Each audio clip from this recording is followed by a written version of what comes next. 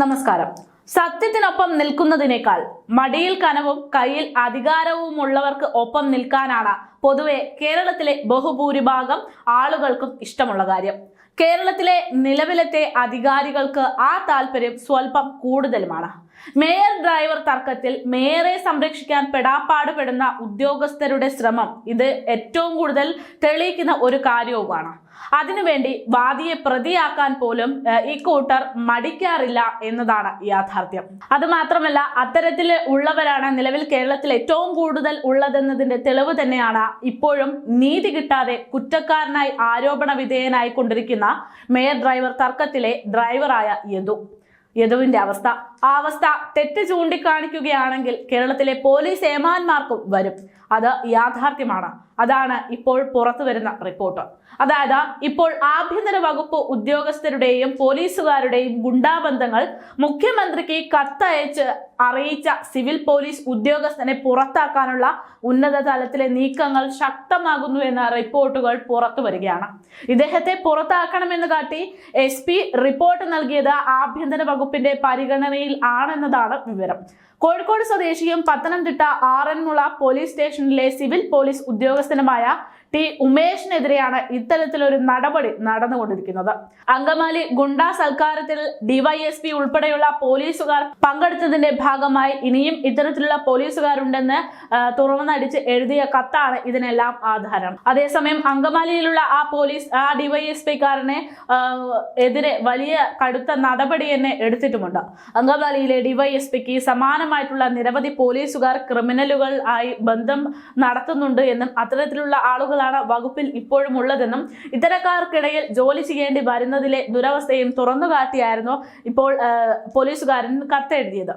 KR Narayanan ഇൻസ്റ്റിറ്റ്യൂട്ടിൽ നടന്ന ജാതി വിവേചനം മറ്റു വിഷയങ്ങളിൽ പരസ്യ പ്രതികരണം നടത്തിയതിലൂടെ നേരത്തെ തന്നെ നോട്ടപ്പുള്ളിയായിരുന്നു T ഉമേഷ് എന്നതാണ് റിപ്പോർട്ട്.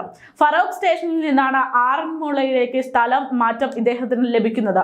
ട്രൈബ്യൂണൽ ഉത്തരവുണ്ടായിട്ടും അടിസ്ഥാനരഹിതമായിട്ടുള്ള ന്യായങ്ങൾ പറഞ്ഞാണ് ആഭ്യന്തര വകുപ്പ് ഈ പോലീസുകാരന് എതിരെ നടപടികൾ തുടർന്നുകൊണ്ടിരിക്കുന്നത്.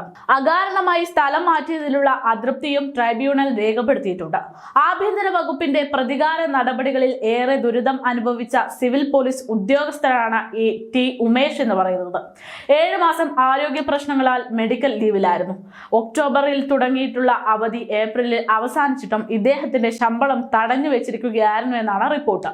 SP അടക്കമുള്ള ഉന്നത ഉദ്യോഗസ്ഥരെ നേരിട്ട് കണ്ട പരാതി അറിയിച്ചിട്ടും പരിഹാരമൊന്നും ഉണ്ടായിരുന്നില്ല. ഗുരുതര ഗുണ്ടാബന്ധമുള്ള 21 പോലീസ് ഉദ്യോഗസ്ഥർക്കെതിരെ സർക്കാർ തുടങ്ങിയ നടപടികൾ പാതി വഴിക്കൽ നിൽക്കുന്ന സാഹചര്യത്തിലാണ് T ഉമേഷ് ഇത്തരത്തിൽ നിരവധി ഗുണ്ടാ പോലീസ് ബന്ധമുള്ള ആളുകൾ സർവീസിലുണ്ട് എന്ന് ചൂണ്ടിക്കാട്ടിക്കൊണ്ട് കത്തെഴുതുന്നത്. അതിന്റെ അടിസ്ഥാനത്തിൽ ഇപ്പോൾ അദ്ദേഹത്തിനെതിരെ നടപടിയെടുക്കാനാണ് അന്വേഷണ സംഘം അല്ലെങ്കിൽ ഉദ്യോഗസ്ഥ സംഘം നിൽക്കുന്നത് എന്നതാണ് വിരോധാഭാസം. എന്തായാലും 2023 ഫെബ്രുവരിയിൽ നിയമസഭയിൽ മുഖ്യമന്ത്രി തന്നെ ബോധ്യപ്പെടുത്തിയിട്ടുള്ള കൊടും കുറ്റവാളികളാണ് ഈ ഉദ്യോഗസ്ഥർ എന്ന റിപ്പോർട്ടുകൾ പുറത്തു വരികയാണ്. അതായത് ഏകദേശം ഇതിനു മുമ്പ് തന്നെ 21ഓളം പോലീസ് ഉദ്യോഗസ്ഥരെയാണ് ഇത്തരത്തിൽ ഗുണ്ടാബന്ധം ഉണ്ടെന്ന് കണ്ടെത്തിക്കൊണ്ട് പുറത്താക്കിയത്. അവർക്കെതിരെ കർശനമായിട്ടുള്ള നടപടികൾ എടുക്കുകയും അതിനെതിരെ മുഖ്യമന്ത്രി ഉൾപ്പെടെയുള്ളവർ സംസാരിക്കുകയും ചെയ്തിരുന്നു. ഇത്തരം ഇടപാടുകൾ പ്രഥമ ദൃഷ്ട കുറ്റകരമെന്ന് തെളിഞ്ഞ 23 പോലീസ് ഉദ്യോഗസ്ഥർക്ക് എതിരെയുള്ള വിജിലൻസ് അന്വേഷണവും അട്ടിമറിക്കപ്പെടുകയാണ്.